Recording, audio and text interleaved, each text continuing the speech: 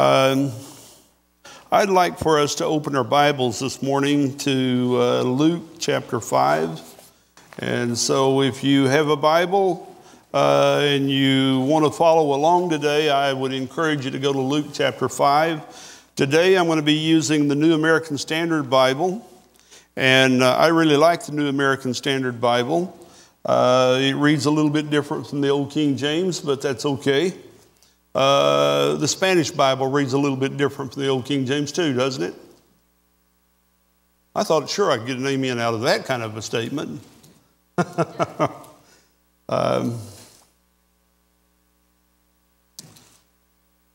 So I'm going to give you a few moments to get to Luke.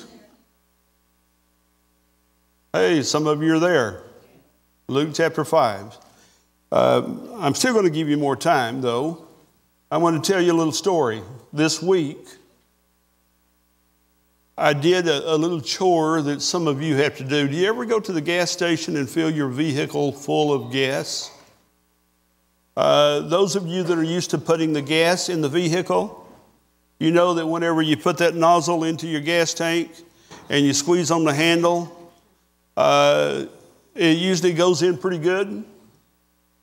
What do you think is going on whenever you stick the nozzle in and you press on the handle and maybe about 50 cents worth of gas goes in and then it kicks off? And then so what do you think? Well, it's just a little mistake, and you press the handle again and you get another 30 cents worth in. And then you press the handle again and you get another 30 or 40 cents worth in. And you know, it went on like that for about, until I finally got about $5 worth in. And it took me a long time to get it in. Now, normally, aren't we relieved whenever the thing clicks off, because that kind of indicates, oh, I'm not going to have to buy much gas today? Isn't that what we normally think of? But you see, I had this problem. I knew how many miles that vehicle had been driven since I had last filled it up with gas. And I knew it had to be able to take more gas than what I was getting into it. And not only that, just as I drove up to the gas station, it showed that I only had a third of a tank of gas. And so I drove up there, couldn't get any more gas in, so I just paid for what I could get in and went to another pump. And you know what? Put another $30 worth in. A whole lot faster than that 5 went in. Now, I could have driven off and said, well, I'm going on my trip now, and that's all the gas I need. Had I started out, I would have been out of gas way too quick. So what was important was that I stick to what I knew to be true. It's kind of like Peter says, we have a more sure word of prophecy. Better than an eyewitness account, we have a more sure word of prophecy. And so sometimes, even though things don't seem like it's going exactly right, we need to stick to the truth. And there's some things that I begin to realize here is that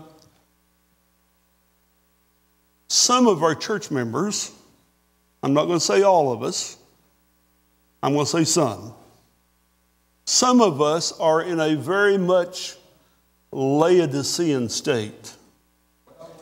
We think our gas tank is full when we're really not. We think there's no more room for spiritual blessings. Oh, I've heard him before. So, you know, there's no need in coming out to here anymore. Well, I'm going to tell you that if that's what you're thinking, you may drive away with not enough to get you to the kingdom. But if you'll stick it out and you'll stick to the word no matter how it looks otherwise, I'm sure that God will supply your need. In Luke chapter 5, it mentions some of the disciples that Jesus calls and when he called them. And I'm going to be concentrating on Luke 5 verses 1 through 11 today.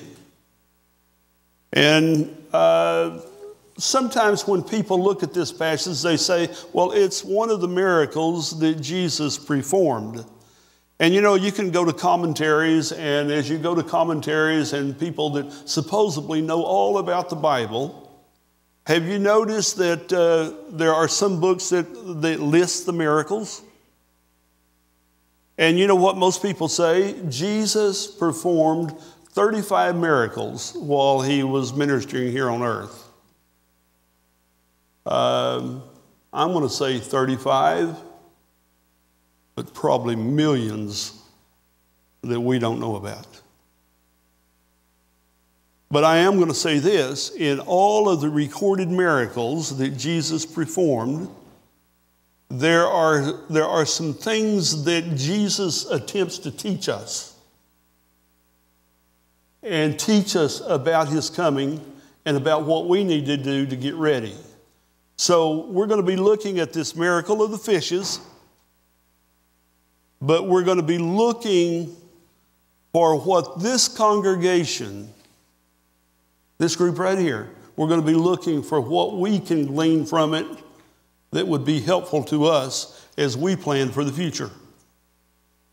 So I want you to kind of be thinking in mind, or kind of keeping in mind, that with all of the teachings of Jesus, there are spiritual applications that can be made.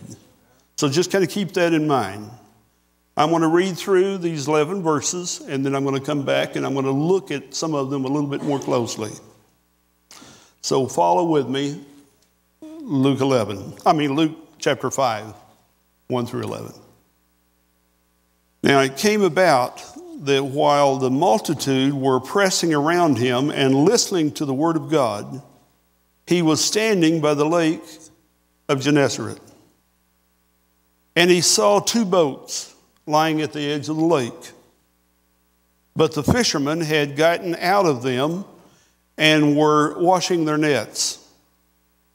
Verse 3, and he got into one of the boats, which was Simon's, and asked him to put out a little way from the land. And he sat down and began teaching the multitudes from the boat.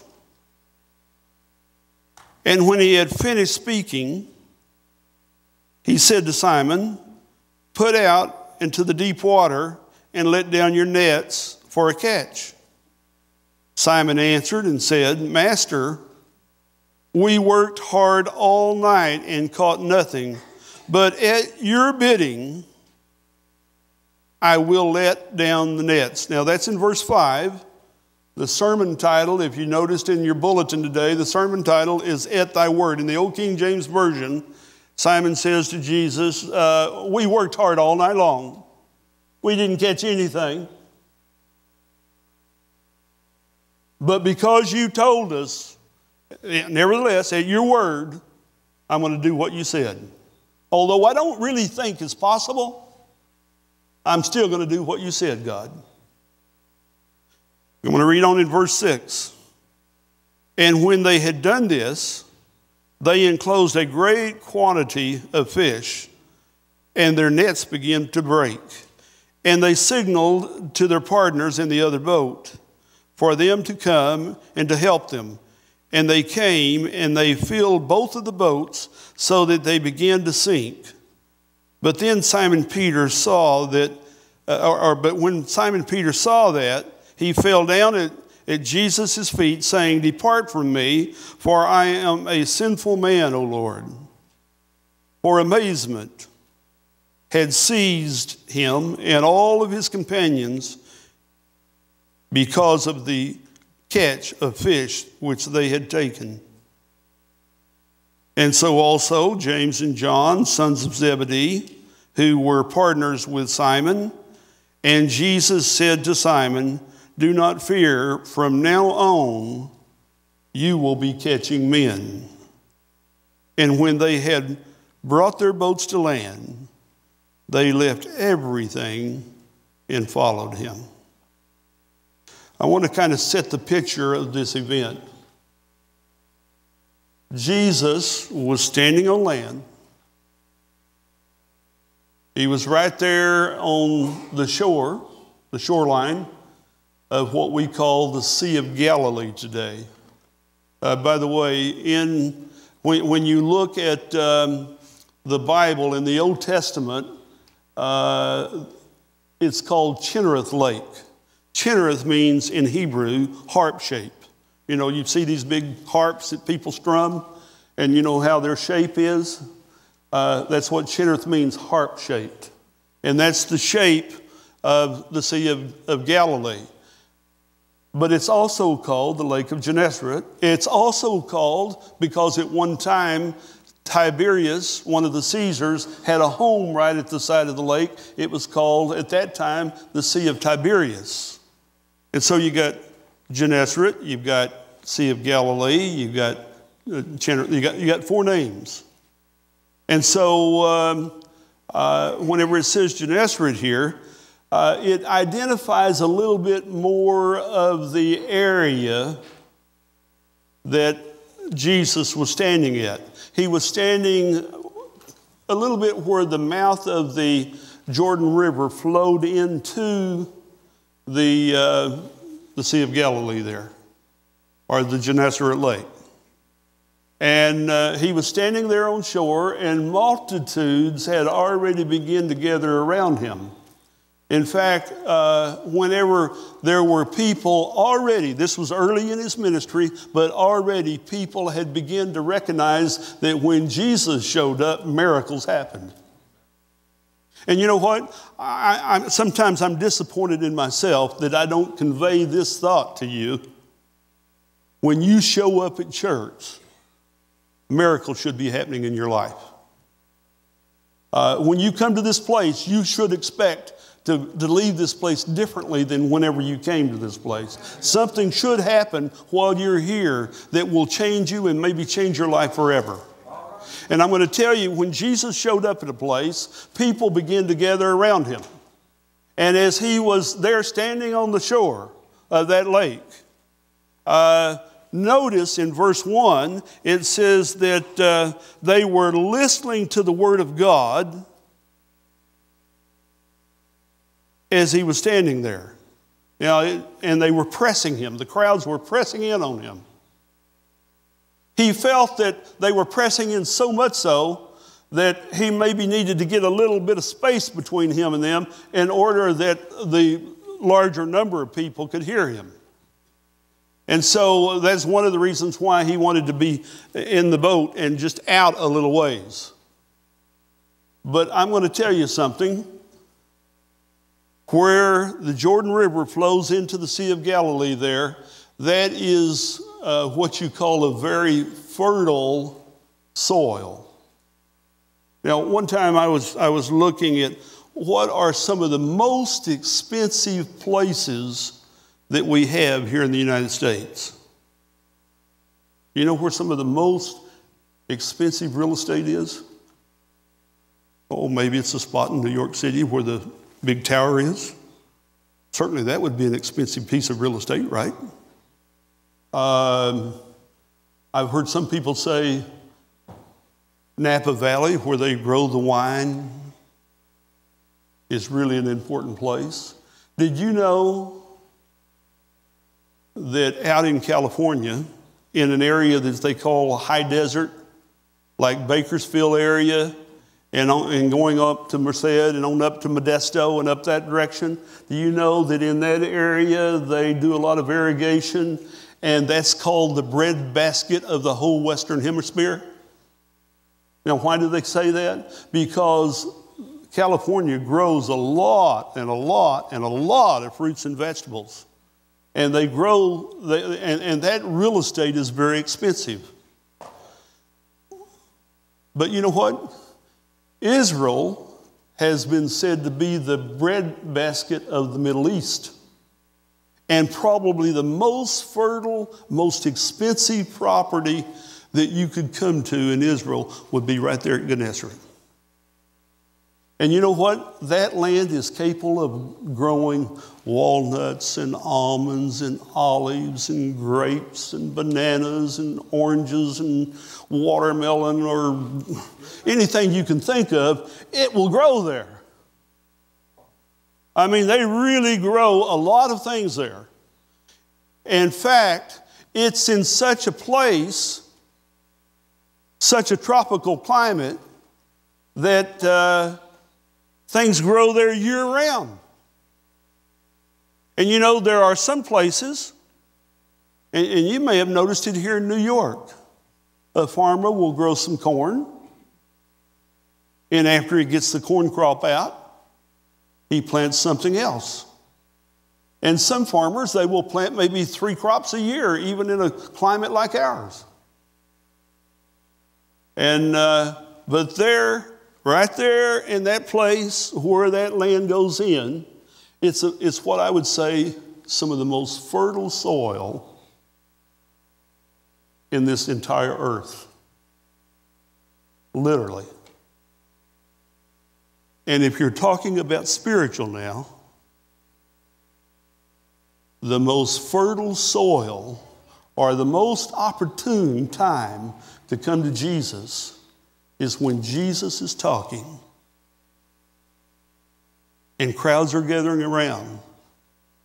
That was the most fertile evangelistic series I've ever heard of that was taking place there.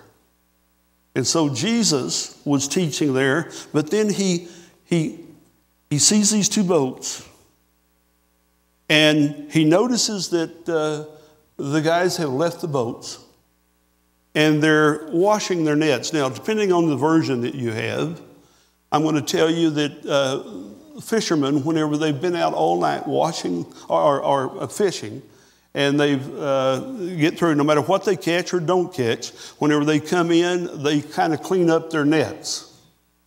And they kind of mend their nets. So whether it says mending or washing, either one would be correct. But they were there taking, or you might say tending their nets. And by the way, their nets represented how they made their livelihood. And the gospel net, when it is cast, represents how this church gets new people into the church. When someone hears the gospel and they hear it very clearly, then they can make a decision. And so it's important that that net be taken care of. You know, I'm thankful for you guys that have been working with evangelism. And we're going to see some of the principles that Nana and Bob have been doing. I'm going to talk about some of those principles that they've been using in this story. It's some of the principles is right here. And we're going to look at it. But one of the things that is important is that the net needs to be taken care of.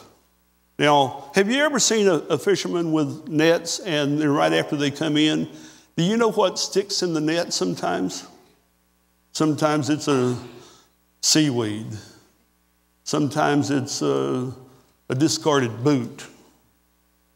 Sometimes, they've actually dredged up dead body. There's been all kinds of things that have been caught in nets.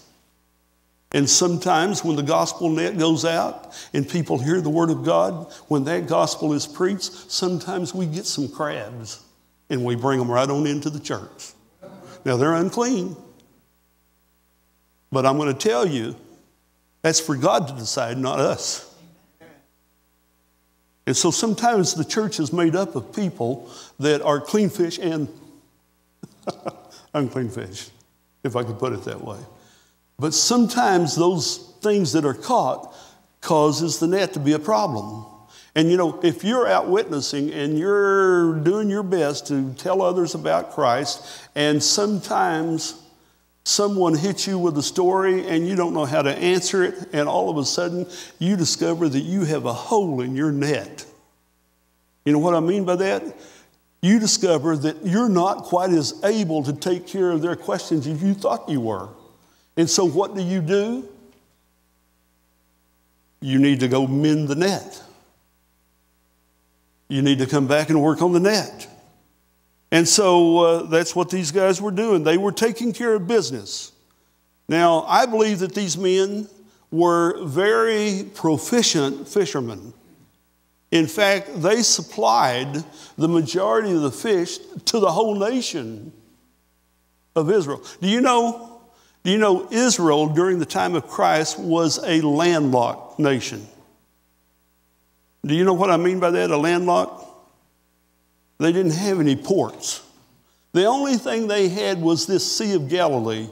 Now, I don't really look at the Sea of Galilee as a big sea or ocean, because the Sea of Galilee is only about 5 miles by 8 miles. That's not very big. Oklahoma has bigger lakes than that. Lake Texoma, where I spent in junior camp. Oh man, that lake was much more huge than the Sea of Galilee. I was living in northeastern Oklahoma, and there was a little lake that was called Ulawa Lake. Ulawa Lake. And you know that the shoreline of that lake had 300 miles of shoreline.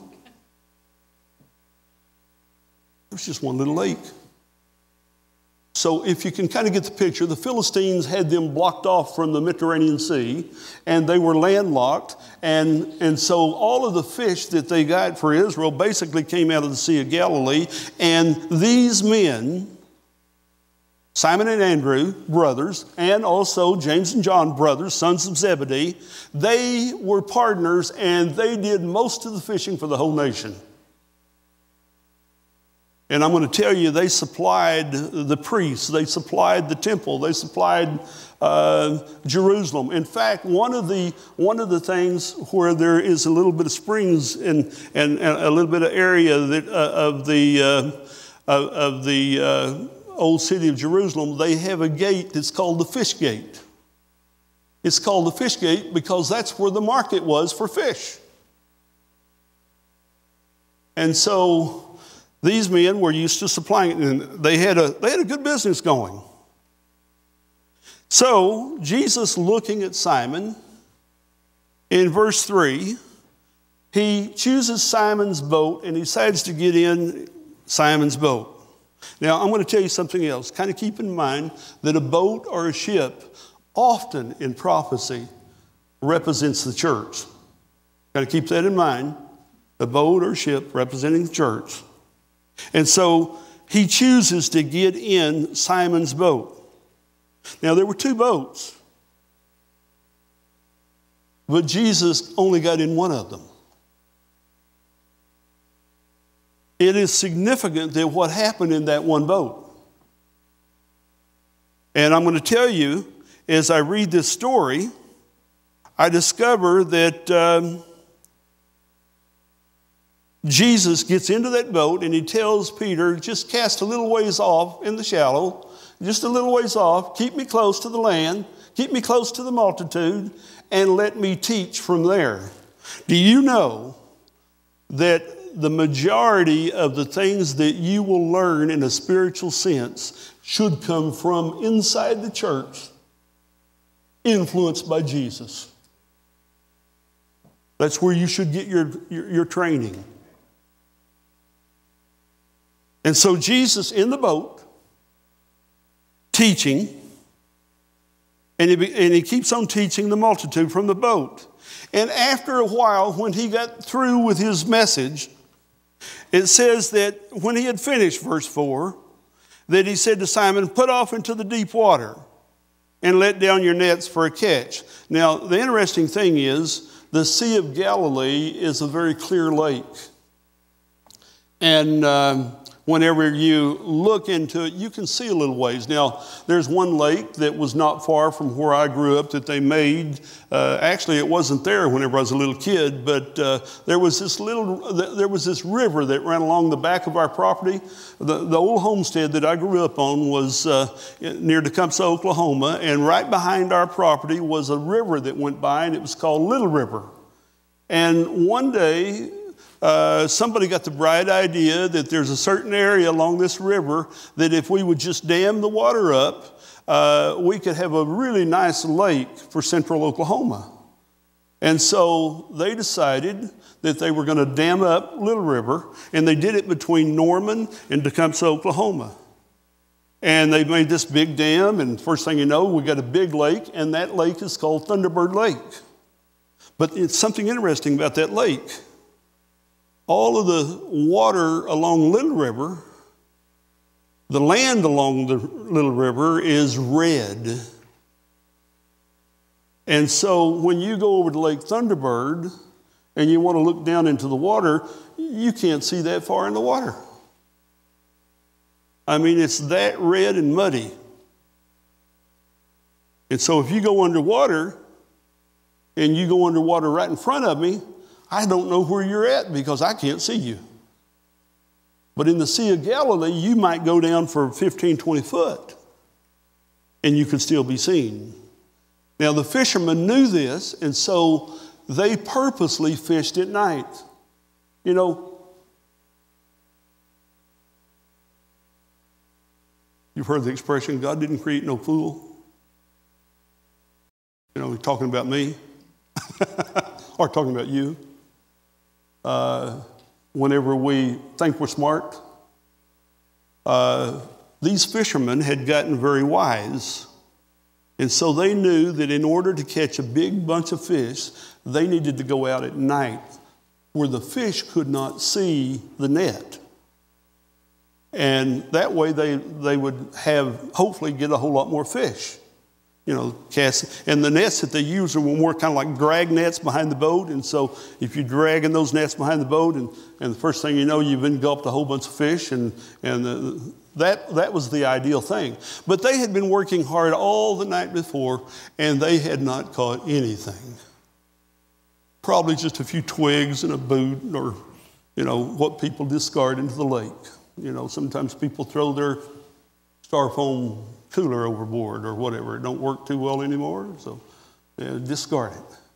So sometimes that kind of thing happens. So they were taking care of their nets. But Jesus says, go out into the deep. Now, the interesting thing is that delta where where a river goes into a lake or an ocean, sometimes a lot of the soil has washed down to that area, and it forms what's called a delta. You know, in our nation here, one of the best places to look at a delta is to go down to the mouth of the Mississippi River. And you can see where some of the soil all the way up there from Wisconsin or wherever it began has washed all the way down to the Gulf. And you know what happens whenever that soil washes down the river? It kind of forms a little landmass there. And so, that's really the most fertile place. And so, hence, that's the reason why Gennesaret was called a very fertile place, and that's why it was a fertile place. But the interesting thing is that whenever that goes that way, usually out there a little ways past the delta part, the water gets deep. And especially in the daytime, the fish would go to where it was deep. They'd be out in the deep because there would be too many people kind of standing there on the shore trying to figure out a way to catch them. And, you know, so the fish usually retreated out into the deep. Also, in that particular lake, out just a little ways out, there's a ledge, and it drops off. And a lot of those fish like to go underneath that ledge, and that way they have places that they stay cool and comfortable, and it's just a better place for them. So Jesus told Simon, go out, you're gonna catch a bunch of fish. Well, we worked hard all last night. You think a fish that we couldn't catch at night, we're going to catch in the light of day? You think that's possible? No, it's not possible. We've tried that before. It don't work. Let me tell you, if you really want to go fishing, you go at night. Now, he didn't say that to Jesus, but he was thinking that. He says, nevertheless, even though I've worked hard all night, I'll go out. So he goes out. And according to Jesus' word, and by the way, the only safe place is to do what God says. If you really want the blessing, do what God says, even though you don't see it. You know, Hebrews 11, first verse says, faith is the substance of things hoped for, the evidence of things not seen. And you know what? One of the most important things that we can do in life is to follow the Word of God, even when we don't see our way clear to do it. Because it's then when we really get the blessings. When we leap out in faith, God blesses us. And so here Simon says, nevertheless, I'm going to go according to your bidding. And in verse 6, it says, and whenever they had done this, they enclosed a great quantity of fish, and the nets began to break. And they signaled their partners in the other boat to come and to help them. Now, I want to tell you something interesting. You heard this text in John 10, verse 16. It says, other sheep I have which are not of this fold, and them I must bring with me, and there will be one fold and one shepherd. I want to tell you something interesting. Here in this miracle here, Jesus is only in one boat, one ship. But you know how the boats normally caught their fish? They caught their fish. Look at it with me. In verse 5, they caught their fish. He says, Master, we have worked all night. I think in the Old King James it says, we have worked in the dark.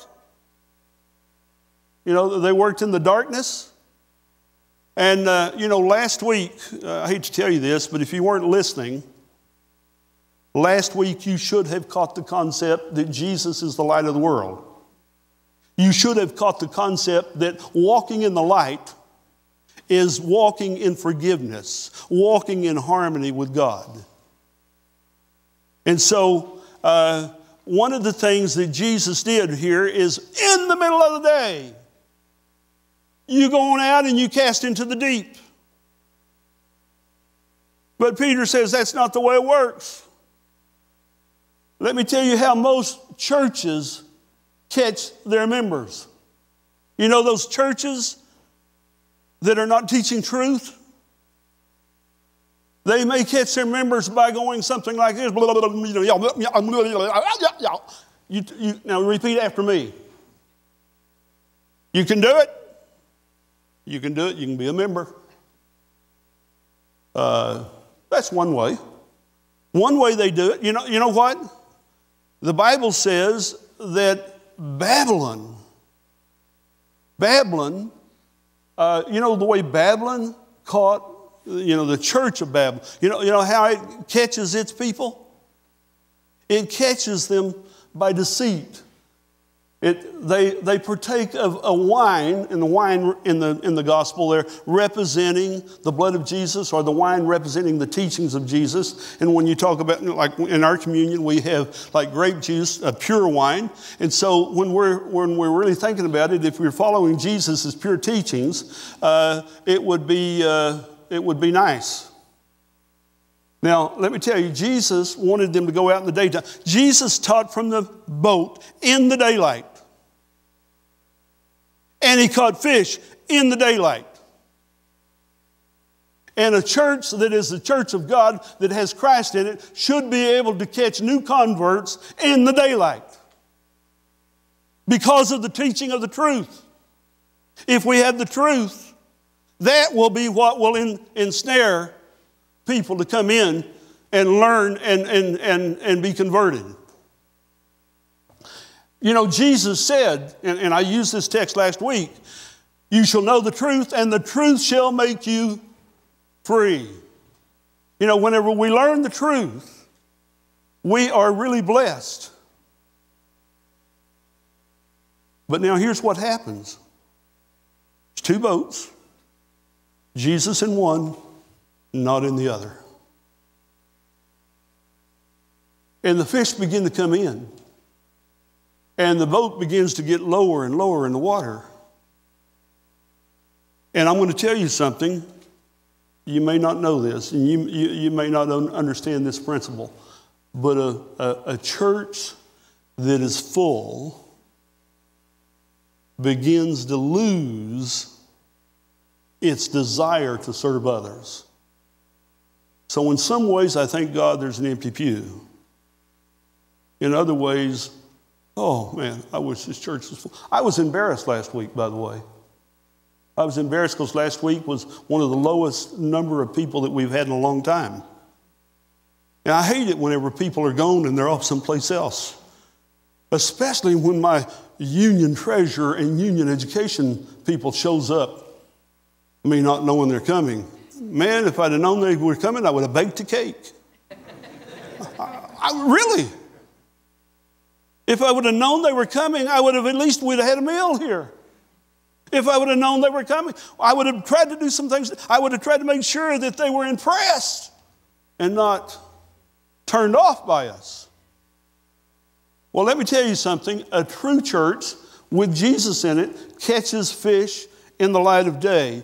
A false church has to go under the cover of darkness and use deceptive means in order to get their converts. They have to use deceptive means because there is no way that you can really explain away a false teaching. And the only way you can explain it away is deceive someone into thinking it's something that it's not. That's the only way it can be done. But here, you know, the ship begins to get full, so they bid the other one to come. Now that other one could represent, get this, it could represent a new church plant. A new church plant. You know what I mean by that? Sometimes when the church begins to get full and we don't do anything, we lose people to the world. You know, if they had not have done anything, those fish would have just escaped and got away had the boat sank. They would have just got away. So in order to retain the fish, they had to call on another church to help them out. And I'm going to tell you, in some ways, I'm very thankful for what the Karen language people are doing over on the west side of town and meeting over there part of the time. But let me tell you, when they're not here, I miss them. I don't want to be without fellowship with them. I'm going to say the same is true. You know, one of these days, Michael, we're going to have to start a church plant that is African, in the sense that it's from some of the people that have come in recently. We may have to start one like that as well. You know, now, sometimes we say, but we already got an African one. It's the black church over there. No, that's not what I'm talking about. What I'm talking about is there are times whenever we need to supply what is necessary for people to be in the kingdom. And let me tell you, when people come into this church, by the way, do you think it has been easy on this church financially to have all the new Karen language and African-speaking languages come in? Do you think it's been totally without cost? Whenever we look at our school, Loon, when we look at our school, I'm proud of you and Michael as teachers. I'm proud of you teaching. In fact, I spoke to Rick Malone last night on the phone, and as I was talking to him, he says, how's the school doing? I says, it's growing, and people are loving their teachers. And he said, well, tell everybody hello. And he says, by the way, in April is teaching special ed now. So she's got a full-time career going for himself right now in a different way, and he's loving Thunderbird Academy. But let me tell you something. Is it without cost that we've done what we've done? You know, those buses that we used to rent, it finally just got too outrageous. We couldn't afford them anymore. So now we have the van, and now we're having trouble keeping the van up. It's, you know the bad thing about cars and vehicles? You know what the bad thing is? They don't stay new. They're like some of us old people. They wear out with use. You know, sometimes I'm not quite as smooth as I once was. And our van, even though it's 2012, we're getting quite a few miles on it. Time we need another one. And you know what? That's expensive. And if we're going to get it, we need help. And so if we need help, what did they do? They called for the other boat. But this other boat extends to more than just a church plant. It extends to a church that doesn't have Jesus in it. Do you know that just before Jesus comes, there will be some whole congregations of different faiths that will come into the fold of Christ? Do you know that? That's what the Bible teaches. And the Bible teaches that there is one Lord, one faith, one baptism. And that text in John 10:16, and there will be one shepherd over all of the sheep. Jesus needs to rule, but Jesus works in the light of day. Now, I want to go on just a little bit further. They enclosed this great quantity of fish, and they signaled the other boat. Both of them were toiling, and they finally make it to shore. And in all of this, you see, now, we call that one miracle there, the miracle of the fishes. But wait a minute, how many miracles took place there that day? How many miracles took place? You know, it was a miracle that they got a whole net full of fish. Miracle, right? It was also a miracle that they didn't sink, right? It was also a miracle that all of a sudden Peter says, I am unclean, I'm a sinner, I'm in your presence, Jesus, I need help. You're such an awesome God. Woo, in the light of Christ, I'm pretty dark. That's a miracle when I see that. Because whenever I see that, I'm living by the Word and walking in the light of forgiveness. And so Peter and the others were all in amazement. Verse 9, for amazement had seized them. And it says that Jesus says to those new disciples, by the way, you become a new disciple when you're baptized. You know what it says?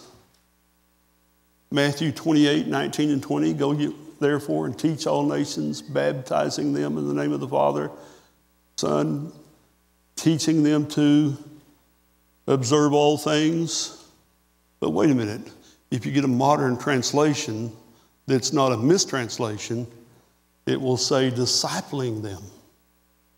Discipling comes at baptism. If we're baptized and we do not ever do anything about it from that point on, you might as well say we caught the fish, but we threw him out.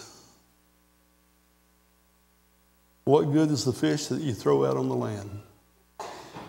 Not worth much. So there were other miracles that took place there that day, and Jesus says, from this point on, I'm going to tell you, and don't have any fear about this, from now on you're going to start catching men. And it says that they left everything and follow Jesus. And I'm going to tell you something. If you leave your favorite car, if you leave your favorite home that you've ever lived in, if you leave some of the family to go out and spread the gospel, if you leave some things that are very dear to you, you'll feel it. But in the long run, you'll probably save it all. You see, it's in serving Jesus that we begin to help ourselves and help others. It's when we're willing to leave behind that folded up $50 bill in your billfold and put it in the church offering plate. When we're willing to just let go of it, let me tell you, God will turn that to a blessing for us, and He'll turn it to a blessing for the church. That's the way it works. Offerings has been a little low lately. But let me tell you something. I don't know any poor people here.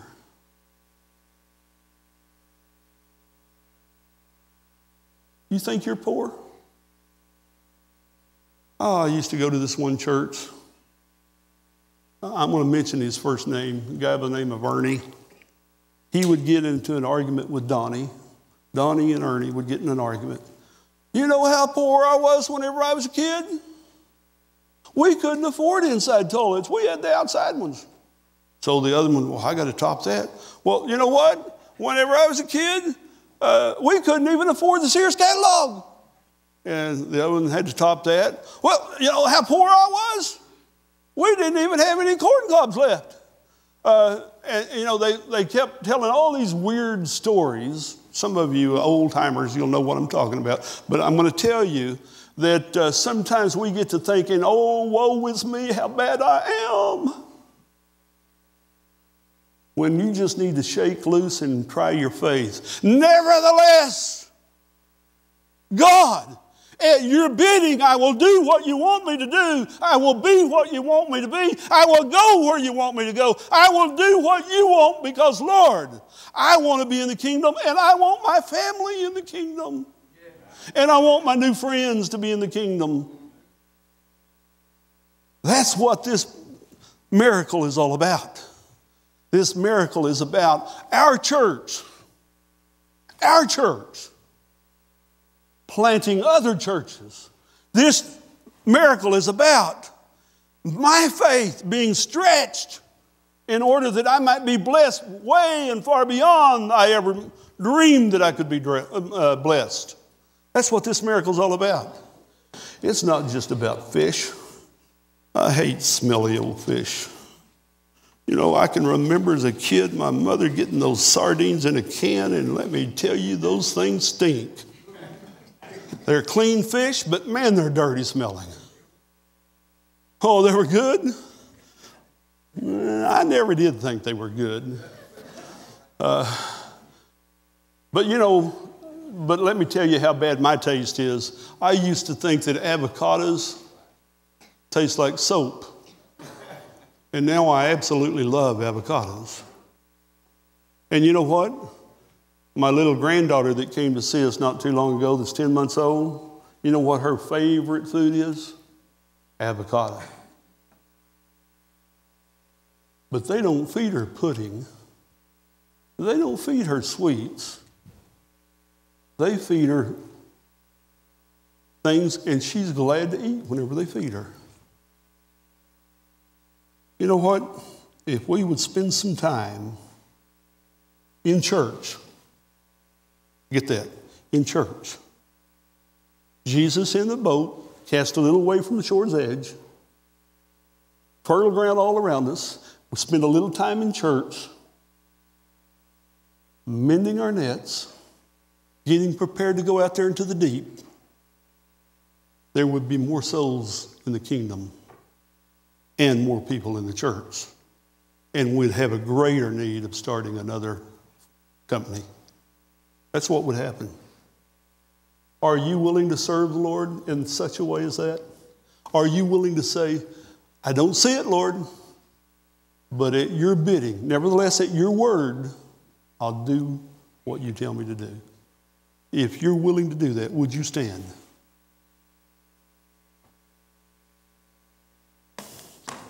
You know, I can't tell you what jobs you need to do in the church or outside the church. Sometimes people come to me, well, Pastor, what do you want me to do? I don't have enough vision for all of you, I'm afraid. But I pray that God gives you the vision of what you can do to serve. And I believe that whenever you step forward in faith, God will bless you. Let's pray. Oh, our Heavenly Father, it's been good to be here in this house of worship. It's been good to be here because this is your special day. And Lord, I believe that there were more miracles that took place on Sabbath during your day on earth or during your time on earth than any other day. I believe miracles take place, Lord, because they take place because we trust your word. And you're just longing. You're longing to give us a miracle. Lord, I don't know where the tuition payments are coming from next month.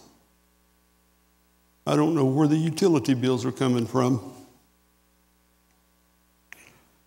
I don't know how I'm going to get together all the money that I need personally. But you know already, before we have a need, you already know it. And you long to have us step out in faith so that you can prove to us that you provided. There was no doubt that for Peter and Andrew and James and John and Zebedee, there was no doubt that God is the supplier of all needs. May we have no doubt as well. In Jesus' name, amen.